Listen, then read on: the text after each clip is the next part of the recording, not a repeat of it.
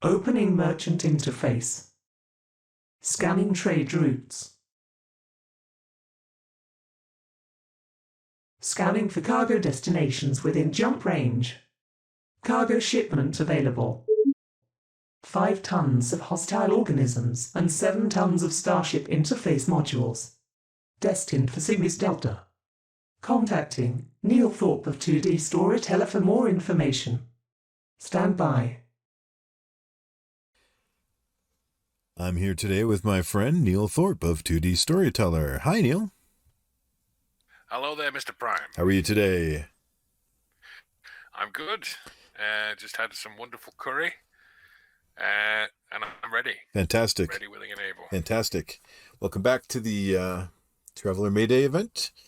Neil, tell us a little bit about your background and who are you and what do you do? Well, my name is Neil Thorpe. I run 2D Storyteller, and I create animated and interactive battle maps. I started out in games design, independent level design on games such as No More Room in Hell. I did some community work on Left 4 Dead 2. I also was a university lecturer for VFX and digital film production. And these days I bring the hobby of game design and VFX to tabletop gaming, both online and in person. Fantastic. Tell us what inspired you to start creating battle maps. Well, I've been a tabletop gamer and role player since '95. And as I got older, I started to get into VFX and digital film production, and it never occurred to me that I could combine the two together. But when I was teaching at university, I got back into gaming with my nephew, and I got inspired to create some exciting assets, battle maps that actually move and have sound effects and have interactive elements to them to create a bigger, grander experience. So what are battle maps exactly? What are they used for? And what exactly are they? Well, when we're role playing, we have action scenes, and combat scenes, and battle maps are a way to visualize the location and to give us the option of having tokens and miniatures to play out battles as part of our role play experience, as not just imagining it. Not that it's a replacement for imagination, but it's an excellent addition. And is this something that works with like a virtual tabletop, or how do people use these virtual battle maps?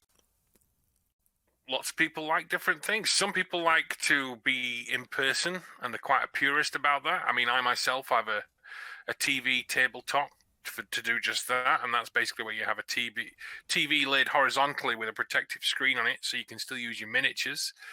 But some people like VTTs, such as Roll20, Foundry, Foundry Forge, Arkan Forge, etc. And you can use the battle maps on there as well, and then you actually have tokens, and you can play with people across the world. So, it's a wide gamut, and people like things depending on their tastes. Oh, very cool. So, how do you approach creating a new battle map for a specific RPG setting or campaign? It's all about ideas. Get a concept in your head, and then from there, chase it down into something that you can actually create. Every battle map, I usually start with an idea that I think there's no way I can create that. And the journey to creating it, I learn a lot along the way. And hopefully by the end, so far, touch wood, it's always gone this way. I find that actually I can create it. And, so as long as I keep doing that, I'm always reaching beyond my grasp, which is something I like to do. But I usually start on paper with an idea, and then I'll try and create a tactical layout pretty much in the way that I would design a map for Counter-Strike or one of those other kind of versus maps, and try and create an interesting layout that miniatures would move around well, or tokens, and it creates some tactical situations. Also, I want it to look beautiful. I want it to really feel like the location, make it stylistic. But usually the stylistic concerns come second. The first thing to do is to get that layout down. Because the last thing you want to do is start creating something that halfway through you think, oh, this is going to be a dull dull thing to play on, and then you have to start all over again. So once you get that idea down solid, then proceed to the blood, sweat, and tears. That's good advice. I do a lot of my work on paper first and work it all out on paper, and then I recommend other people do that too. It's a lot easier well, to... definitely. Well, paper costs nothing to render, does Right. it? I mean, there's no technical requirements. Right. Yep. Get a pen in your hand and keep drawing until you've got the image clear in your mind. And it'll come to you sooner. About 10 or 11 drawings in, you'll think, that's it. Right, right. So what's the process of creating a 3D animated battle map? Do you, once you have everything down on paper, then what, you go to the computer and you start building models or putting together scenes, or well, first of all, get yourself a hat, because otherwise you're going to lose a lot of hair in the process. level design, whether it's for a tabletop game or a computer game, is it's a marriage of technical and artistic intent, basically. And somewhere down the line, you've got to try and jam these two together and give birth to something that's worth creating. You need to know which software you're going to use, and you need to be very familiar with that software. It needs to be like an enemy and a friend all at the same time. I usually end up in Unreal Engine these days, just because I love game engines, and as much as I like, I still use 3D rendering. I use Blender quite a bit for my actual modeling side of things, especially if I need to make adjustments or create animations. But it all comes together in Unreal, and then from there you're rendering out video files once you've actually created everything. I mean, I've just skipped over the massive middle section, which is actually bringing things together, getting it look right at scale and everything else. Right. Well, that is the basic overview. Right. Okay, cool. So you get, how do you incorporate player feedback and suggestions into your battle maps? Well, I listen to what people have to say, basically. I scour the comments more often than I like to admit. If not just for insecurity, but just so I can see what's going on, what the reactions are like. I also have a lot of people contact me personally, which I always prefer, actually, because that way I can talk things through if people are having technical problems, or if they've got ideas. I've had some great suggestions. Some people want to see me create some Cthulhu work and some more cyberpunk work, and I'm a huge fan of both. So yeah, I've got some good feedback and ideas come from people that way. So yeah, getting in contact personally is my personal preferred way. All right, cool. So what kind of RPG sessions do you think would benefit most from using 3D battle maps? I think any RPG session could benefit from a good battle map, whether it's animated or not. Animated gives you the added bonus of having something to feel a bit special, create some atmosphere. I mean, for example, a map I've been working on at the moment is set in an elven forest, because I do a lot of work for D&D, and I've got if you got a normal battle map, you could have a beautiful image of, like, say, a forest with the tree platforms, etc. But on this particular map, because it's animated, I can have an ent just wandering through the forest beneath you as your men are all fighting it out. There's woodland creatures and fairy sprites and all kinds of magic just floating around. It helps drag you into that atmosphere, and essentially gives the GM the opportunity to focus on the characters and their experience rather than describing the details every few steps, especially when you're in an action sequence. That's where they're best suited. Right. Although I suppose you could just use it to even just illustrate like a marketplace, or doesn't necessarily have to be a battle going on, right? I mean, it could be, this is the wizard's lab, and this is just what it looks like when you come and visit him, or whatever. See, you've got the idea in your head already. It's about generating the atmosphere. For some people, it's combat. For some people, it's the big showdown or the big conversation, or meeting that glorious NPC who lives in the tower up on the hill, or even like finding yourself on a spaceship next to a black hole or in the middle of nowhere in the galaxy. So, it's all about helping generate that atmosphere and to stimulate that imagination. Because ultimately, as gamers, that's what we're all about. I don't care what game you play. It's all about creating that image between your ears.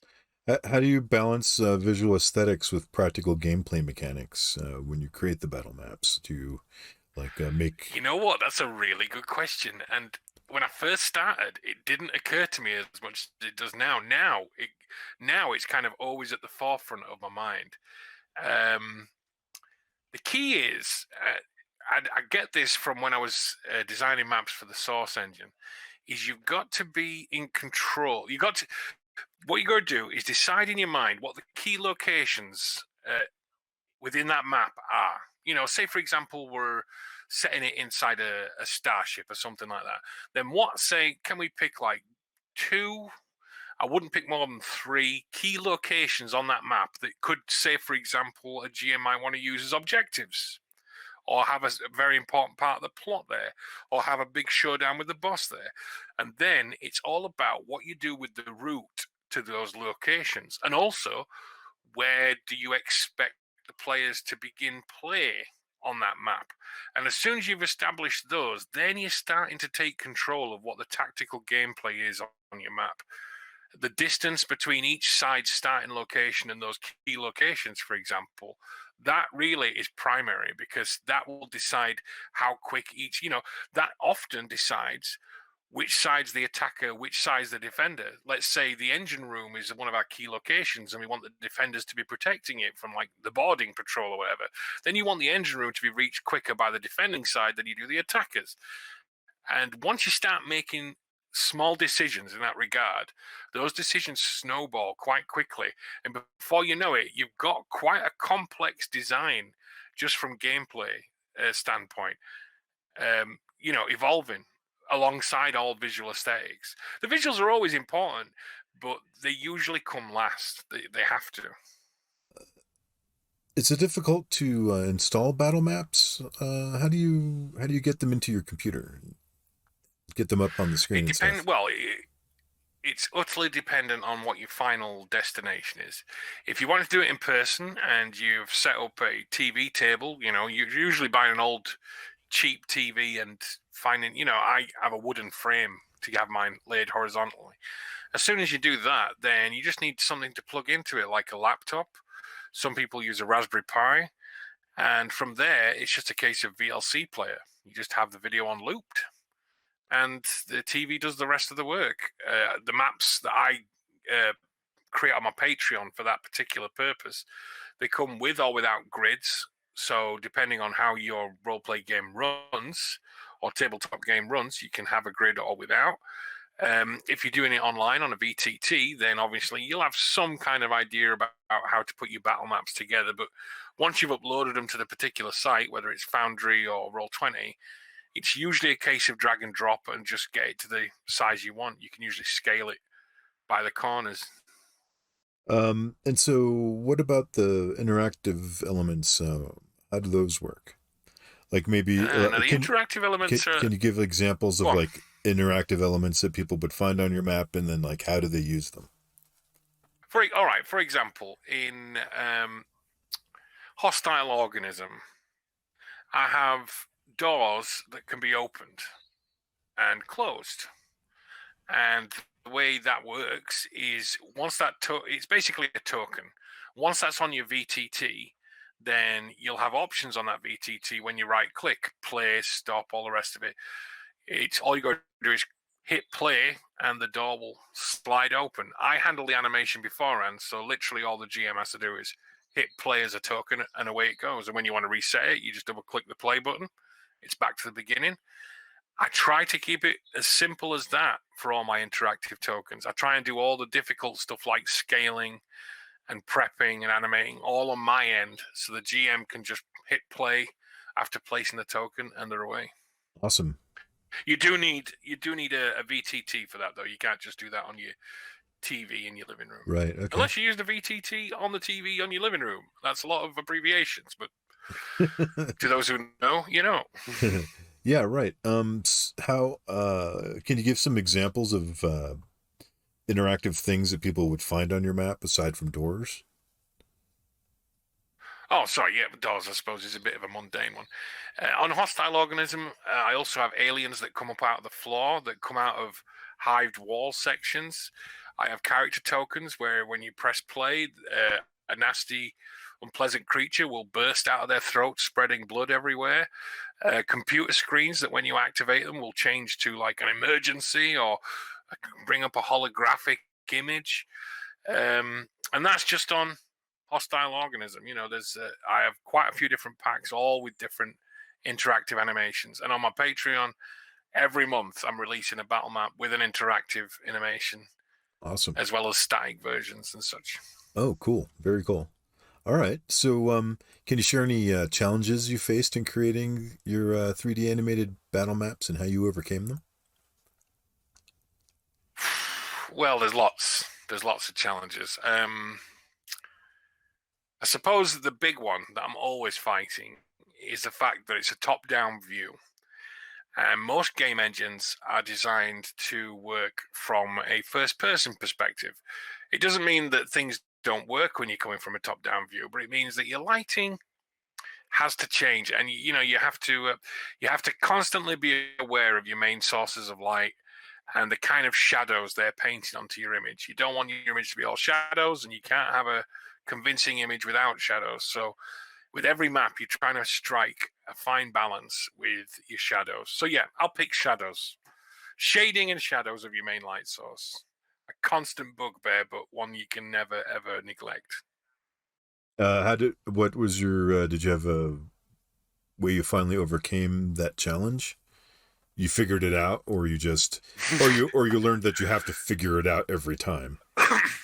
Well, every map is different. Even if it's the similar location, you're going to have different scenery objects, a different layout. You're never going to create the same map twice, so the lighting is never really the same twice. To be a complete pompous snob, I could quote Da Vinci and say, no piece of art is ever finished, merely abandoned. Gotcha. I could still be working on the first project I ever started if I really wanted to. You've got to have a cut-off point where you say, all right, I can release this, and it's time to say goodbye and just let it go and see what happens. Can you tell us about a particularly memorable or challenging project you've worked on and how you tackled it? Well, all of them, I suppose, are logged in my memory somewhere. I loved my days on No More Room in Hell. Those were some great days. Massive audience base to play to. We had over 6 million downloads at our peak. I still get some fond memories for any No More Room in Hell players out there. I made Brooklyn, Isolated, Ransack, FEMA. That may not mean anything to you, Prime, but to No More Room in Hell players, it was me. I had a great time with those guys, and I had a great time building for that, mainly because I love the zombie apocalypse. It was one of the first genres I ever got into as a kid, which I know is a bit sick, but I didn't take the sickness away from the zombie apocalypse. It was the character acts that I love. But yeah, level design for No More Room in Hell was one of my highlights, and Hostile Organism. That was a massive labor of love. I'm a huge sci-fi fan and a sci-fi nerd, and it was just so enjoyable to create that. It was difficult, but seeing it come together, it almost brought a tear to my eye. I loved it. Yeah, it came out really great. It's got great aliens feel. So well done. Thank you. It's got a lot of inspirations, but yeah, there was I was channeling the spirit of James Cameron, even though he's still alive. His creative spirit. Right. Yeah, sure. So what do you think makes your 3D animated battle map stand out from other battle maps on the market? Well, I think everyone I'm aware of that creates battle maps in a similar market, they all work very hard. They all create some fantastic stuff. I don't like comparing myself to them because I'm not competing with them. I'm competing with myself. What I would say I try to do to stand out is I try to treat my battle maps like I would a film. And even though we're only seeing a very short snippet, I treat it like a short film. I don't try and create a map that's just pointing the camera. That's the one thing I always try and avoid. I try and always create a scene, if you know what I mean. Mm-hmm. A moment from a story that is going on. And I try not to get too specific because then, I like as many GMs to try and get something out of it as they can. but I do try and make it a moment, like caught in a time, 60 seconds of a particular place at a particular moment. Can you tell us about any upcoming projects or releases that you're working on? Well, Patreon is my big project at the moment, and it's going brilliantly. We've got some great releases. I've just done a lot of naval maps for those who like the high seas. Boarding Action was a wonderful tactical map, which I really enjoyed working on. That was February's release, and just having 2 ships locked in Mortal Kombat, that makes for a great tactical battle map as well. And also the distance between the ships, imagining players trying to leap from one to the other, making them failing their rolls. It's got a brilliant atmosphere because cannons are blaring. I've put some sword fighting in the background. Great atmosphere. Also, I've got another one where a dragon is attacking a village, and that was really challenging to make fire look real. That's a very difficult job to do in games design, especially when from an above vantage point, where it really does feel like this dragon is burning this little poor village down to the ground, and it keeps swooping in and coming out, and it just felt like, to me, it could be one of the great awe-inspiring moments of your Dungeons and Dragons campaign. But on that point, I do have a sci-fi version of my Patreon in the works, and I really can't wait to do it. I've been building up for sci-fi maps for so long, and it's a smaller market, so I have had to let it fall by the wayside here and there, if you get my meaning. Because fantasy is so big, that's really, if you want to keep yourself in business, you've got to at least have something like that going. But sci-fi is my labor of love, and that is coming round about summertime, and I really can't wait to pull the trigger on that. Oh, awesome. All right, so how do you stay up to date with new RPG trends and developments in the virtual tabletop realm? I fill my Twitter and Facebook feed with all kinds of gossip and news and people griping and screaming and arguing over the latest stuff that's going on. That's the best. I don't engage too much of it because everyone seems so tense online these days, but I do read most of it and try and get a general feel of what's happening, what's coming out. Star Wars Shatterpoint is something I'm deeply looking forward to. That's going to scratch my sci-fi itch a little bit more. Who knows? I might even get a few things ready for it. Awesome. So can you share any tips or tricks for game masters looking to incorporate your 3D battle maps into their sessions? Well, if you're coming in out of the cold and join my Patreon. That's I know it's a terrible plug, but that is a growing library of battle maps, and for a nominal small charge, you can get all those, and from there you can actually plan to have it's like anyone who's got a dragon in their campaign, it's right there waiting for you. Anyone who wants to put a waterfall in that campaign, whether it's sci-fi, fantasy, or otherwise, there's some of the, more than likely I'm going to have something that you can use. As far as going in cold as a GM, have a look at what there is. Find a battle map that you love or that inspires you, and then maybe tailor a scene for it. Maybe that's where one of your main bad guys lives, or maybe your heroes will find themselves there somewhere or other. Try use these as resources. In the same way I remember when I'm GMing, I like to get playlists of music together. And that really inspires me. And also, just by a weird, strange twist of roleplay alchemy, I'll accidentally have the perfect music for the perfect scene, for the perfect player, in that perfect moment. And it's all because I sat down beforehand and just got a good playlist together. And treat battle maps in that same way. Get a nice playlist of battle maps together, ones that will work for what it is that you're trying to create. And you'd be surprised how much it helps you get from A to B. So how do you approach creating unique and interesting terrain features for your battle maps, like the opening doors or the collapsing bridge, or I saw you had one that was like a face statue in the side of the cliff that opens up. How do you come up with those ideas for those things? Well, it helps that I grew up as a child in the 80s, so I saw a lot of very vivid imaginations with big budgets behind them doing crazy things. So I've got a lot of the 80s movies in my head. I mean, and also for like the cave face opening up. I mean, really, that probably came from me watching Aladdin as a kid, where the cave mouth opens up with the tiger's mouth. I reach into my subconscious to try and get some kind of inspiration, and then I dig around the internet on image searches, just trying to prod something, and I build in my head, and sometimes in stupidly large folders of images on my computer, effectively a mood board, much like an artist would do if they were trying to, you know, brainstorm for any other project.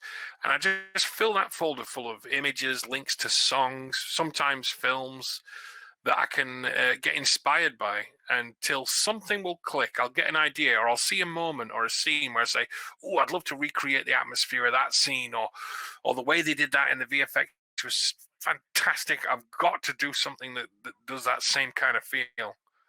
And usually something will pop. All right. Inspiration's a fickle beast. You've got to kind of hunt it down like a black dog in the night. All right. All right. Good advice.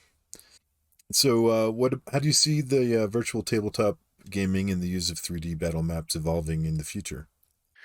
Well, I've seen a lot of new developments. I mean, there's a new product coming out called Game Board, which pretty much goes down similar lines as what I'm doing. I mean, they don't create battle maps or anything like that, but they are literally a very large touch screen.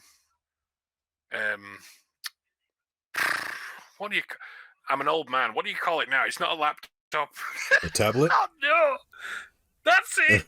That's it. Oh god, I just gained like 20 grey hairs in 3 seconds. Yeah, it's like a big touchscreen tablet that is basically a gaming board. And don't get me wrong, it's still got a lot of ways to go as far as development goes, but it already shows that people are wanting to move into that arena. I think VTTs are fantastic. Without them, roleplay would have really struggled during the pandemic, and they really took off because of that. But I don't think that'd be all and end all. I think people still love in-person gaming. I know I do, and that's why that tabletop, the TV tables, they will still have a massive place, and I can see them getting ever more popular. I'm seeing more and more technologies built into tables, and also let's not forget D&D are bringing out their big 3D VTT coming up. One D&D, I don't know if it's still called that. What about let's talk about some of that stuff. Were you affected at all by the open gaming license or debacle, or do you have any the OGL. Do you have any opinion about that? Well, it does bring up the interesting idea of copyright. What can be copyrighted? What can't be copyrighted? I think WotC has probably got a lot of regrets about that situation. If it's got any brains, it's got some regrets about that situation, because if nothing else, it's made a lot of people very aware that they can't actually copyright the D&D system. And I know from people I've spoken to, a lot of people felt somewhat betrayed about what became very clear, like corporate maneuverings. But at the end of the day, they're a corporation. I mean, you can't be angry at an elephant for being an elephant. It's an elephant, it's gonna do what elephants do. I wasn't directly affected by it because I've always tried to steer clear for something. I've not tried to create things which are specifically for D&D. Gotcha. I like to create fantasy things, just like I like to create sci-fi things, but I don't They're explicitly create things for D&D. Gotcha. They're system agnostic. Yeah, absolutely. And what about? But Go on. I've always made that choice consciously for reasons like this. If you go all in with a company, then you live and die with that company, and I've always felt that's a bit of a risk in itself. Gotcha. And what about another thing in current events is the rise of AI? Do you foresee like a time when do you think AI can take the place of a DM or maybe some sort of AI interface with battle maps in the future? Now, this is a question that, we might have to do a whole separate conversation on this at some point. But I've got some very strong opinions about AI. And I try to be objective, but my problem is I'm a lefty loony trade unionist. And when I hear things like AI and I worry that it's just another word for automation. And industries do one thing and one thing only with automation, and that's increase it, increase it, increase it. And before you know it, the space which skilled people can operate in seems to get smaller and smaller. And if you look in the past at the industrial revolutions, they always kind of result in a large amount of suffering because some technological development has been exploited by the people who've got the money to exploit it. Those are my concerns for AI. As far as creative process and things like that goes, hopefully it will just devolve into being a more effective tool. If it's that, then I think everyone's getting up in arms over nothing. My concern is that we see skilled and creative work become, I won't say obsolete, but become minimized due to it. And that would be upsetting. I don't know if it will, but I hope it doesn't. But that's the problem. We all kind of don't know. Right. Good points. All right. As far as AI GMs go, yes, I'm sure that you can develop a program that will automate the DM process. But from being a games developer back in the day, those capabilities weren't completely impossible in the first place. Yeah, fair enough. They didn't auto-generate their own text.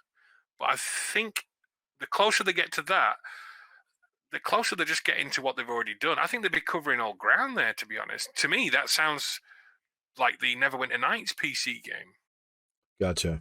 But that's just me. Mm-hmm. That's just me being a cynical old giffer.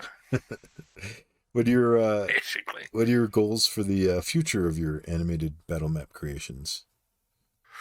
Well, as I say, my next big step is sci-fi. And then from there, well, I'll have to review and see what comes. I mean, we all have to keep his eye on AI and see whether or not it's time to embrace it or do something. I mean, we're all kind of holding his breath to some degree about the AI situation. But the future of my stuff is I'd like to work more and more on sci-fi work and expand my tabletop support. I'd also at some point like to perhaps even develop an easy system to change a cheap TV into a TV gaming table. But that's going to take a little bit more thinking through, as I am not an engineer. Gotcha. All right. Can you share any advice for aspiring artists and designers who are looking into breaking into the gaming space? Be clear about what it is you want to do, what skill set you want to develop it. What skill set you want to develop, and develop that set as far as you can, as hard as you can, as long as you can, and never stop growing in that skill set. That would be my main piece of advice. Everything else comes from that. All right, good advice. And whatever you do, don't waste too much time with detractors. Everyone's going to have an opinion. Some people have a negative, some people have a positive. Listen to the positive, try and understand the negative, but just keep moving forward. Don't let people drag you down. Good advice.